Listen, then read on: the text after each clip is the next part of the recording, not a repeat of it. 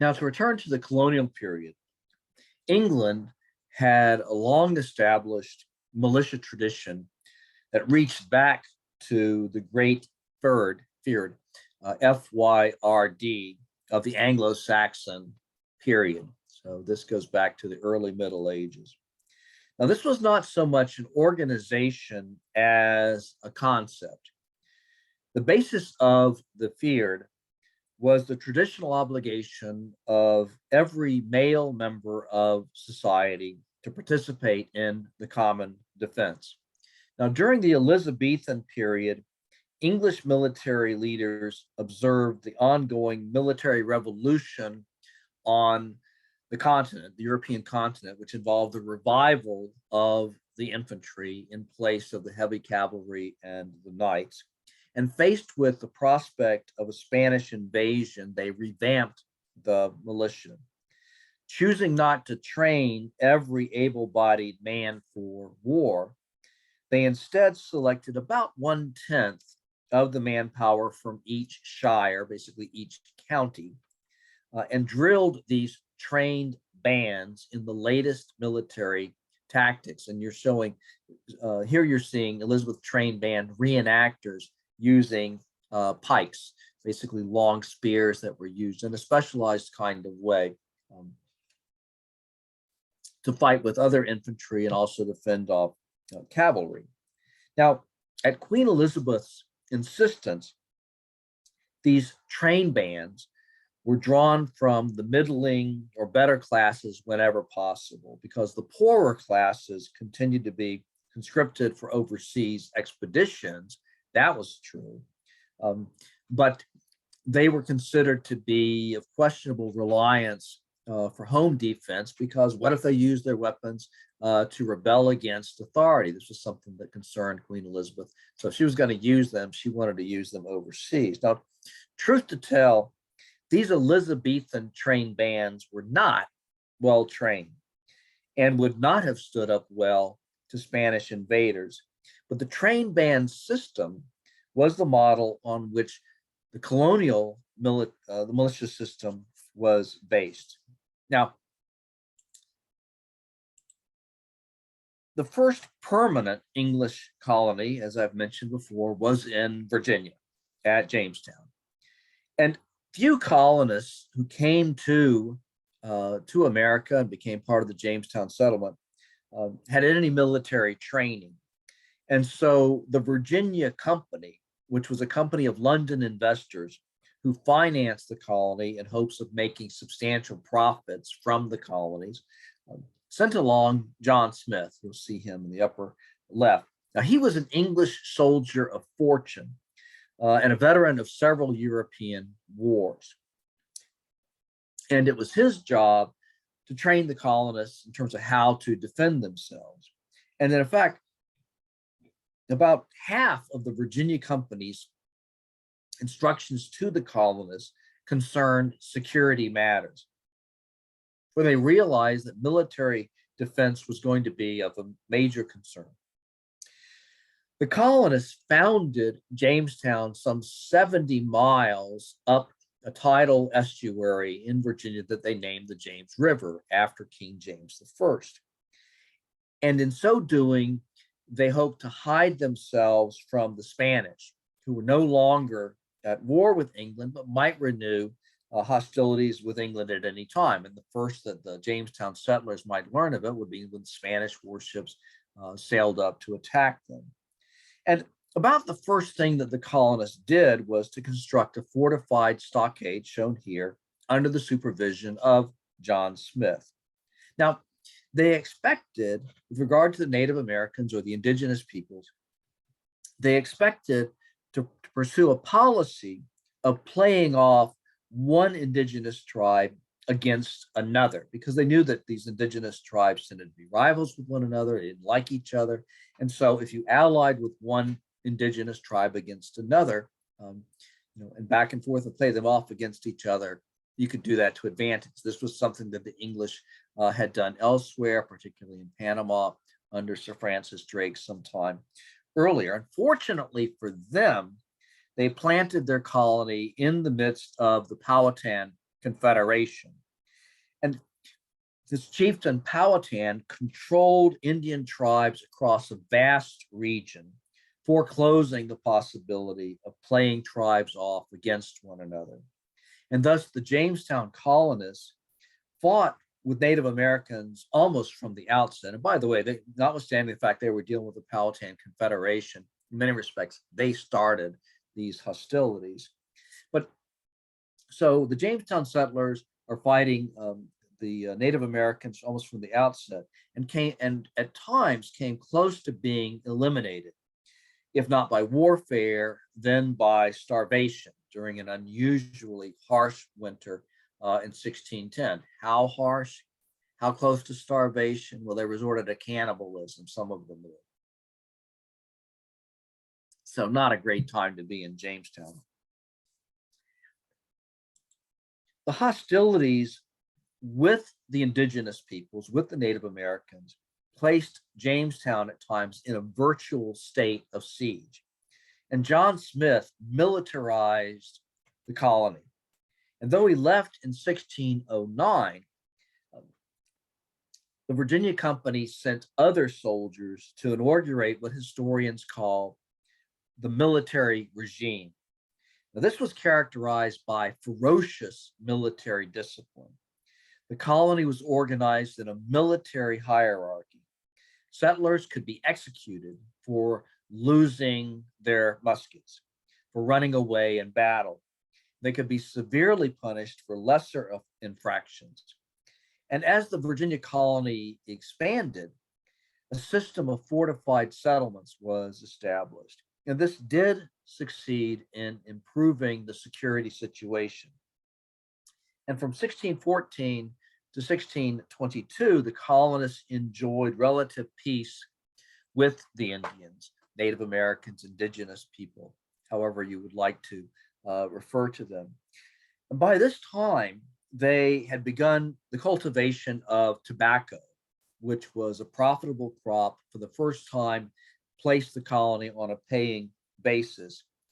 But the growth of tobacco required a lot of dispersion, as you might imagine, large fields, large plantations spread all over the place to cultivate tobacco.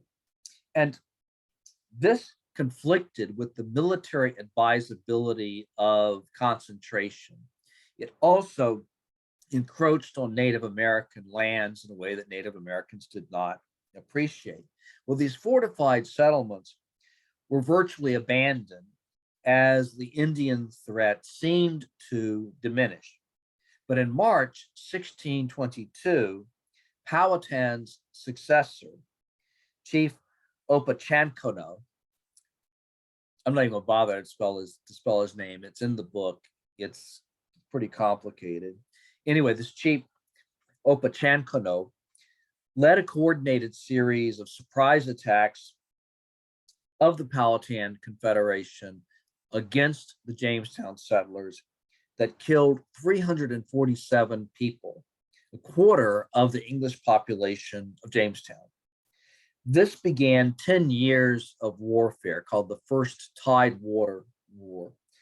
And the English crown supplied arms, mostly antiquated, from the Tower of London, and took over the colony in 1624, making it a royal colony and dispatching a royal governor. But it sent no regular troops.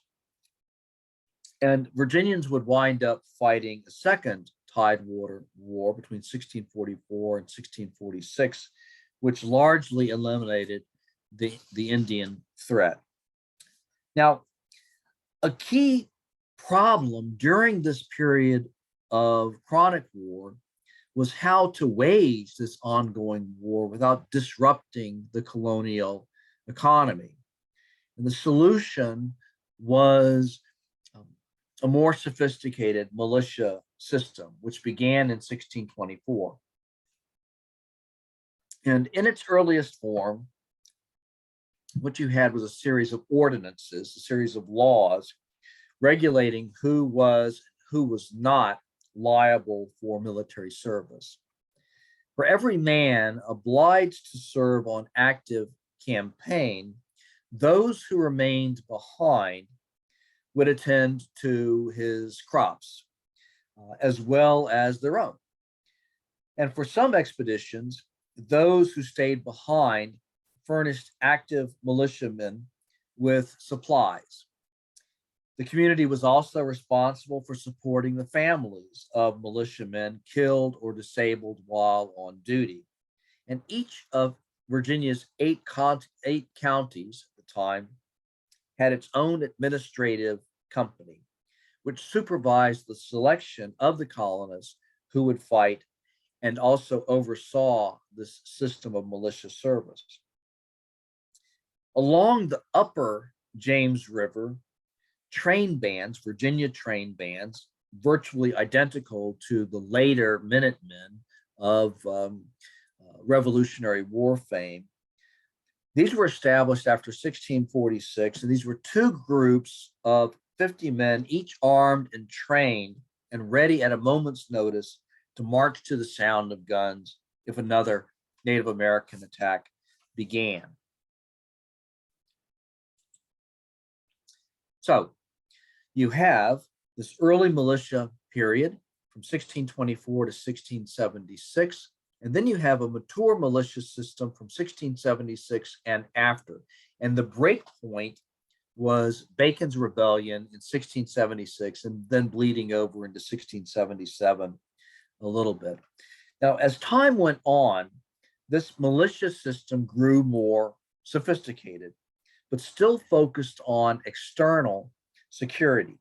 However, with the Indian threat well contained, it culminated in the creation of a formal militia system based on service by men of property. European men without property were excluded, as were all Africans and African Americans, whether they owned property or not. Men without property were used during the colonial wars, and their exclusion from the militia was based on the fact that the militia became in reality a vehicle for maintaining internal control. And let me talk about how this transition occurred. The need for this transition was evident after Nathaniel Bacon's rebellion in 1676. And in the illustration, Nathaniel Bacon is shown in Jamestown, which was then the capital of the Virginia colony, aiming a threatening finger at Royal Governor William Berkeley, who was basically opening his coat to Bacon and daring him to execute him. It is a gesture of defiance. Now, where did this rebellion come from? Well, Bacon and his followers lived on the western frontier of Virginia and favored a belligerent policy toward the indigenous people, toward the Native Americans, whereas the royal governor and the gentry, these were the well-to-do planters who mostly lived in the eastern part of Virginia, they were protected from the Native American threat. And for reasons of economy, wars are expensive after all, they pursued a policy of placating the Native Americans. Now, Bacon's rebellion constituted a revolt against the gentry, against the well-to-do, these men of property and power within Virginia. And his followers consisted primarily of European indentured servants. And an indentured servant was someone who had been transported from England to Virginia and to other colonies by a well-to-do person already living in the colonies who needed hired help. And so these people would come from England with their transportation paid by someone in Virginia, and in return, these persons owed a period of between 5 and 7 years of service. They were called indentured for that period. It would be not too much of a stretch to say that they voluntarily enslaved themselves for that period. So Bacon's followers consisted primarily of European indentured servants who were unhappy with the arrangement of which they were a part, propertyless European men who often had, until recently, been indentured servants themselves, and some African and African American indentured servants. The institution of slavery was not yet well established in Virginia. Some Africans and African Americans were, in fact, enslaved. This went back to 1619, but others came over in the capacity of indentured servants, served for a period of 5 to 7 years, and then enjoyed freedom, the same as Europeans did. Now, Virginia Governor William Berkeley, who faced Bacon, wrote to London of the colonials, 6 parts in 7, at least, are poor, indebted, discontented, and armed. Luckily for Governor Berkeley, Nathaniel Bacon died. Toward the end of this rebellion, the rebellion fizzled, and the Virginia gentry survived in control of the power that they already had and they coveted. Now, after Bacon's rebellion, the Virginia gentry realized that it had a problem. The lower economic group shown here, poor freemen, English indentured servants, Africans and African Americans, that was a large group, and it could always revolt again. And significantly, the last 80 men to cease resistance at the conclusion of the rebellion consisted of European and African indentured servants and European men without property. The Virginia governor and the House of Burgesses, the Virginia legislature, then embarked on a policy of systematically privileging all European men and stripping rights from all Africans and African Americans, whether or not they owned property. The result was that for the first time, owning a white skin became important.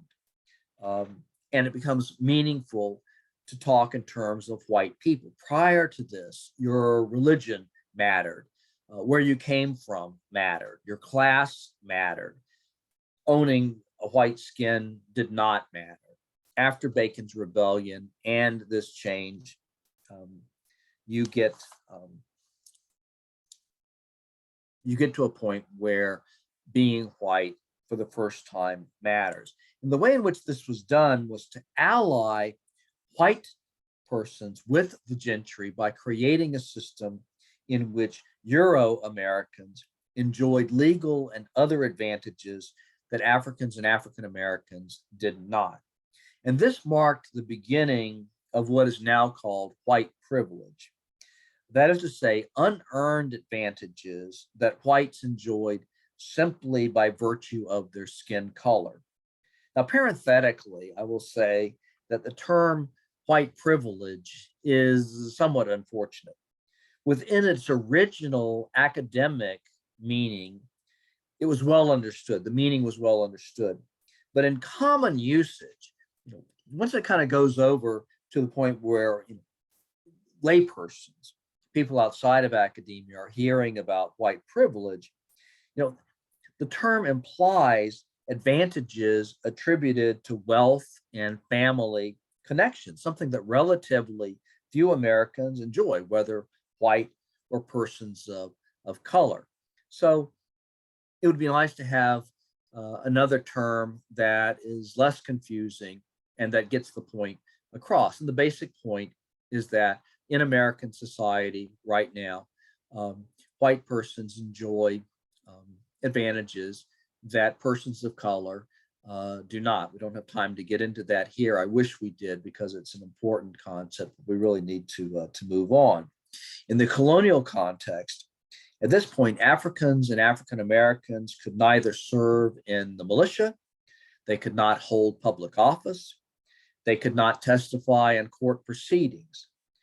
And non-white women unlike their English counterparts, were nevertheless subject to taxation. Now, as slavery became the norm in Virginia and subsequently the rest of the South, North and South Carolina, and eventually Georgia, as those areas became settled, an important duty of the militia was the regulation of slavery by preventing enslaved Africans and African Americans from traveling without a pass from their masters, essentially restricting them to the plantations or wherever their masters lived. And when enslaved persons attempted to escape, it was the duty of the militia, these slave patrols, to capture them. And it was the duty of these slave patrols, again, militia assigned to this duty, to prevent slave insurrections and to crush them when they occurred. I just want to pause here, give you another break, and get started again on the other side.